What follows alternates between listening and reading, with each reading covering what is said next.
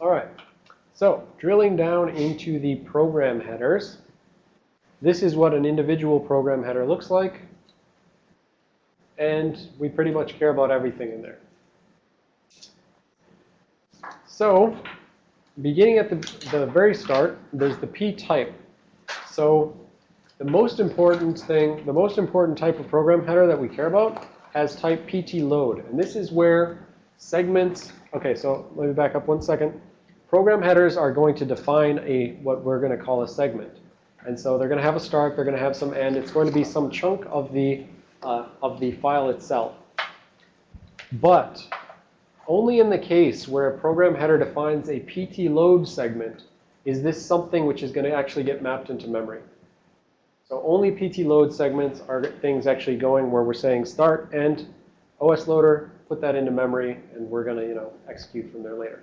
So we'll see later on with the packed code that, we'll see with normal code, yes, they'll have all sorts of these different types of segments. But with packed code, they can get away with just having 2 loaded segments, and then they're able to achieve their goals just fine. So everything is really superfluous except for the load segments. But how normal programs use these other segments is that PT dynamic. So we've got a program header, and it can say like this program header is going to define some range, and that's the stuff that's going to get loaded into memory.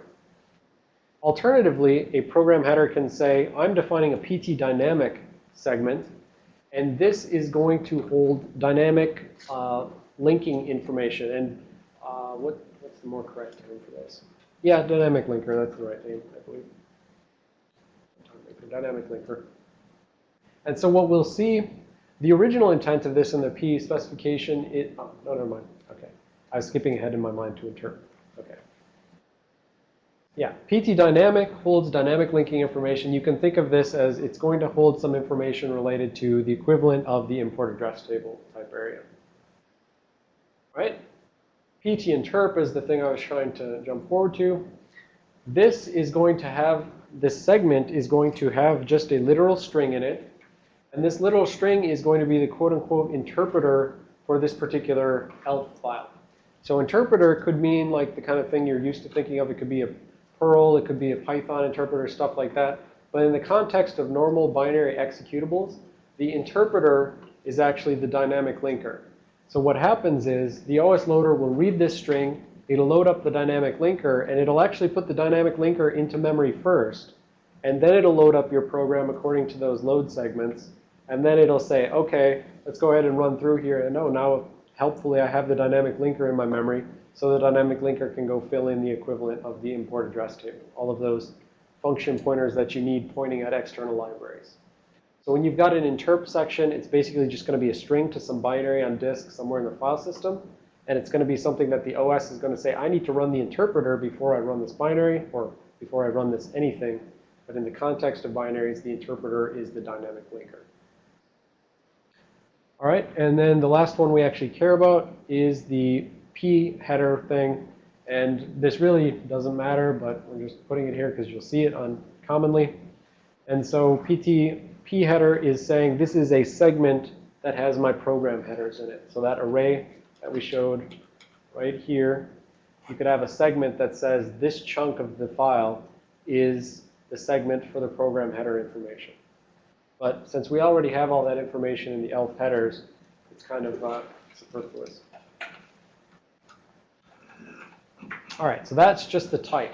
So again, what we really care about is the load type. That's going to say, here's a chunk of file that's going to get mapped up into memory.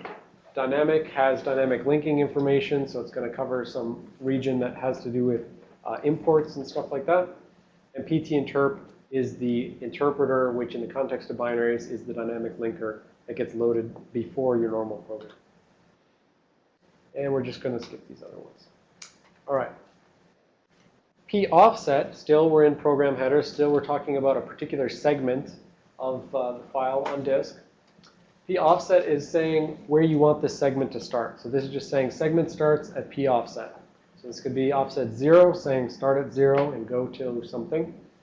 And PV adder is where this thing is going to be mapped into memory. So based on this, what would people say that this would be equivalent to back in P files? What do we think the The thing that's saying, this is where my stuff that's going to be mapped into memory. Which field is that in the segment header?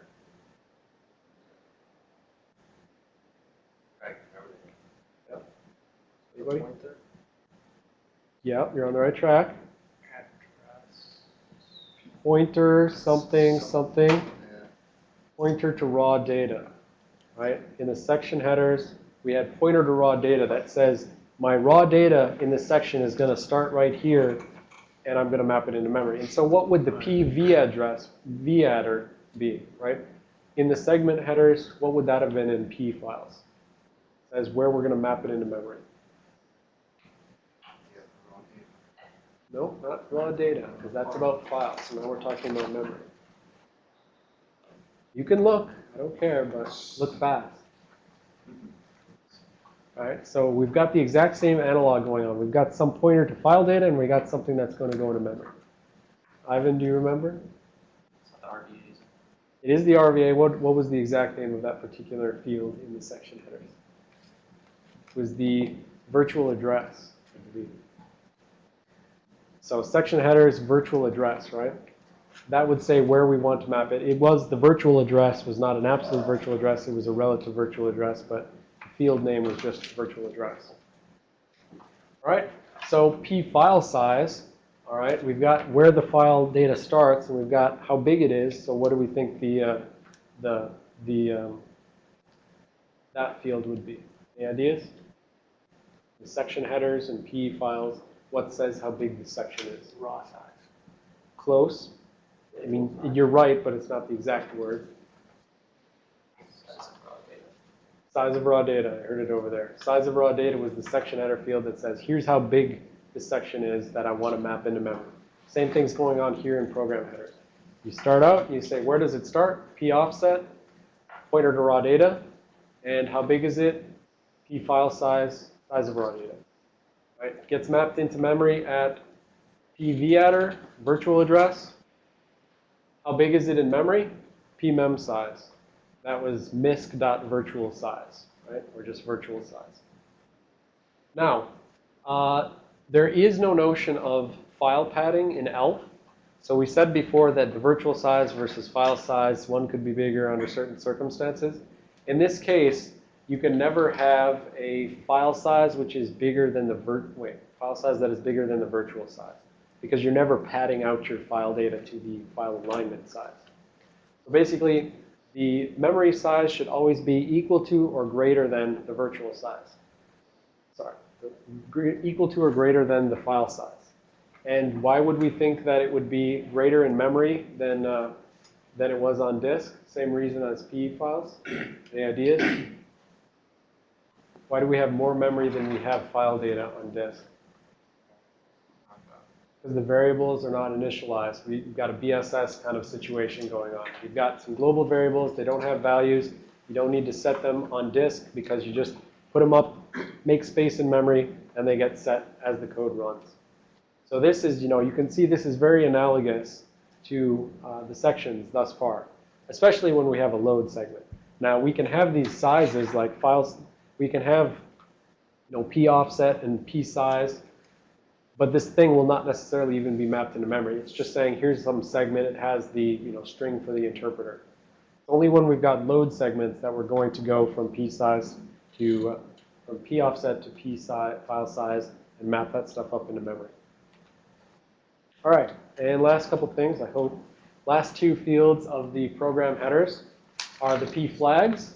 Now this would be, again, very much like section header characteristics. We have flags like read, write, execute, right?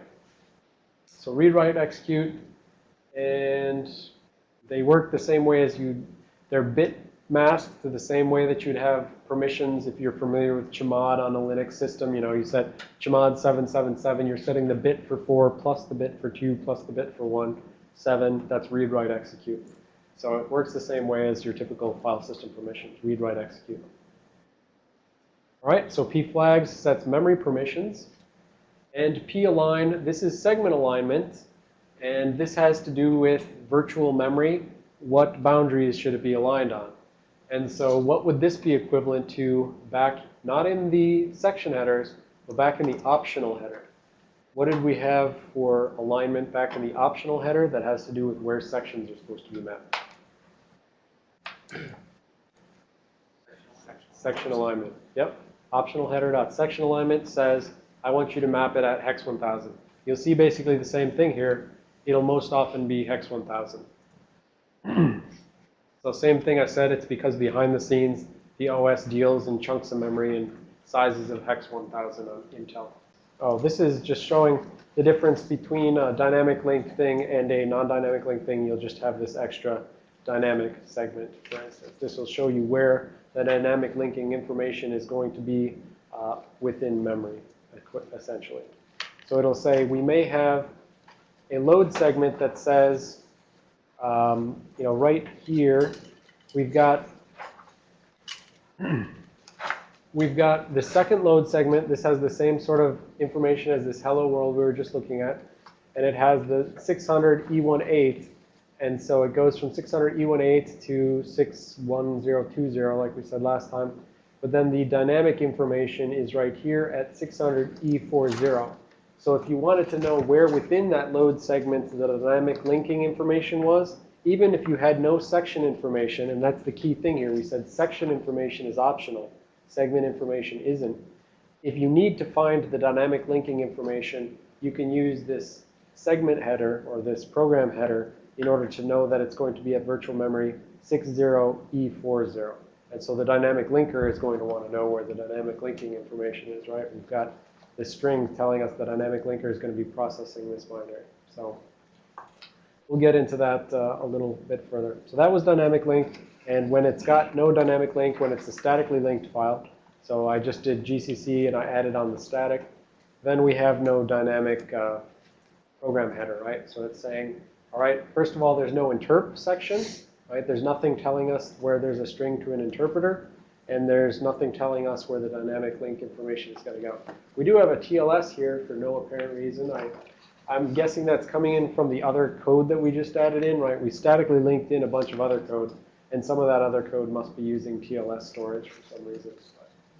But certainly my hello world is not using TLS storage.